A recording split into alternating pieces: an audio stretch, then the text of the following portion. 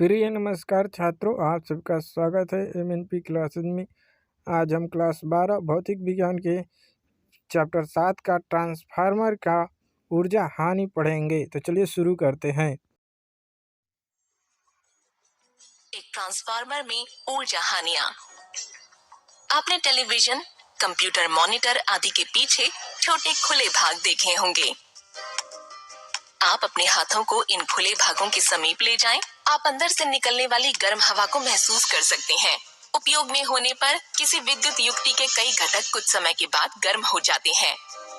छोटे खुले भाग अंदर से गर्म हवा के निकलने के लिए द्वार के रूप में कार्य करते हैं। ट्रांसफार्मर एक ऐसा ही घटक है। हम पहले ही पढ़ चुके हैं कि एक आदर्श ट्रांसफार्मर वह है जिसमें प्राथमिक में निवेशी शक्ति द्वितीयक से निर्गत शक्ति के बराबर होती है।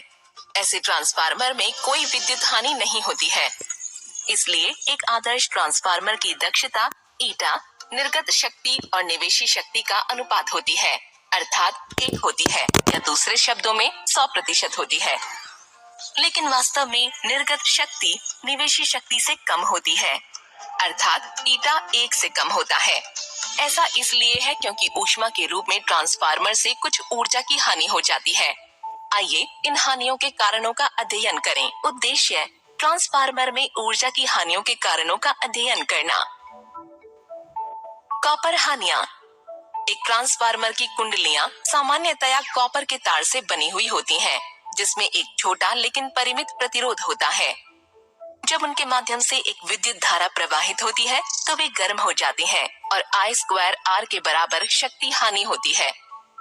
क्योंकि एक तार का प्रतिरोध इसके अनुप्रस्थ काट के क्षेत्रफल के व्युत्क्रमानुपाती होता है, इसलिए I² R तापन को कम करने के लिए कुंडलियों में मोटी तारों का उपयोग किया जाता है। फ्लक्स क्षरण हानि। एक आदर्श ट्रांसफार्मर में प्राथमिक में विद्युत धारा द्वारा उत्पन्न सभी चुंबकीय क्षेत्र रेखाएं द्वितीयक से होकर गुजरती हैं, लेकिन वास्तव में यह एक फ्लक्स हानि है। इसका अर्थ है कि प्राथमिक के प्रत्येक फेरे के साथ संबद्ध चुंबकीय फ्लक्स द्वितीयक के प्रत्येक फेरे के साथ संबद्ध फ्लक्स के बराबर नहीं है। इसलिए प्रेरित विद्युत वाहक बल और द्वितीयक में निर्गत शक्ति कम होती है। उच्च पारगम्यता वाले सिलिकॉन स्टील क्रोड और कुंडलियों के मध्य निकट अंतराल वाले ट्रांसफार्मरों का उपयोग इस फ्लक्स क्षरण हानि को कम करने के लिए किया जाता है। आयरन हानि। हम जानते हैं कि एक ट्रांसफार्मर का क्रोड नरम लोहे की पतली शीटों से बना होता है, जो वार्निश द्वारा एक दूसरे से विद्युत रोधी बने रहते हैं। क्या होता यदि ये स्तरित क्रोड की जगह ठोस होते? नरम लोहा विद्युत का सुचालक होता है। क्रोड में परिवर्तित चुंबकीय फ्लक्स क्रोड में एक दीर्घ विद्युत धारा भी स्थापित करता है।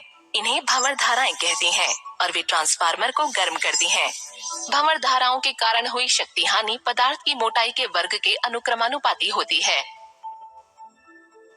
मोटे क्रोड को कई पतले स्तरित में विभाजित करके हानि को कम किया जाता है, जो एक दूसरे से विद्युत रोधी होते हैं। एक लघु विद्युत धारा अब प्रत्येक स्तरित में प्रवाहित होती है, जो इसमें बहुत कम शक्ति हानि का कारण बनता है।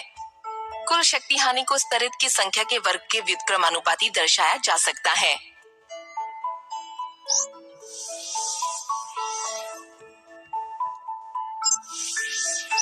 स्तरित जितना अधिक होगा, भंवर धारा हानि उतनी ही कम होगी। शैथिल्य हानि। एक ट्रांसफार्मर का क्रोड एक चुंबकीय पदार्थ से बना है। चुंबकीय पदार्थ छोटे चुंबकीय डोमेन से बने होते हैं। जब पदार्थ को चुंबकीय क्षेत्र में नहीं रखा जाता है, तब ये डोमेन अनियमित रूप से अभिविन्यासित होते हैं। जब विद्युत धारा प्राथमिक से होकर गुजरती है, तो क्रोड में चुंबकीय क्षेत्र उत्पन्न होता है। अब चुंबकीय डोमेन क्षेत्र के साथ संरेखित होने की प्रवृत्ति रखता है। जैसे ही धारा अपनी दिशा को परिवर्तित करती है, वैसे ही डोमेन प्रत्यावर्ती क्षेत्र के अनुसार अपनी दिशा को परिवर्तित करते हैं। इन चुंबकीय डोमेन के आवर्ती घूर्णन में कुछ ऊर्जा नष्ट हो जाती है और संख्यात्मक रूप से उस पदार्थ के लिए शैथिल्य लूप के क्षेत्रफल के बराबर होती है। नरम लोहे की तरह किसी पदार्थ का चयन करके इस हानि को कम किया जा सकता है, जिसमें एक संकीर्ण शैथिल्य लूप होता है। गुंजन हानि। क्रोड आयरन की पतली शीटों से बने होते हैं। जब शीट चुंबकित होती है तो इसमें विस्तार होता है और जब ये विचुंबकित होती है तो इसमें संकुचन होता है। इस घटना को चुंबकीय विरूपण कहते हैं। ये विस्तार और संकुचन लघु होता है और पूरी शीट में एक समान नहीं होता है। साथ ही प्रत्येक शीट का अपना विस्तार और संकुचन होता है। यद्यपि यह विस्तार छोटे हैं, इसलिए वे क्रोड में कंपन पैदा करने के लिए पर्याप्त होते हैं। इसके अलावा कुंडली में प्रवाहित प्रत्यावर्ती धारा कुंडली के फेरों को बार बार एक दूसरे की ओर आकर्षित करती है और छोड़ती है। ये भी कुंडली में कंपन का कारण बनता है। कंपन कुंडली और क्रोड एक गुंजन ध्वनि उत्पन्न करते हैं। इसलिए जब ये कंपन उत्पन्न होते हैं तो ऊर्जा या शक्ति नष्ट होती है। इस प्रकार उत्पन्न शोर को उपयुक्त अवशोषित पदार्थों का उपयोग करके और ट्रांसफार्मर को सावधानी पूर्वक स्थापित करके कम किया जा सकता है। सारांश: ट्रांसफार्मर की दक्षता निर्गत शक्ति या निवेशी शक्ति के बराबर होती है। एक आदर्श ट्रांसफार्मर के लिए ईटा 1 के बराबर होता है। एक वास्तविक ट्रांसफार्मर के लिए ईटा 1 से कम होता है।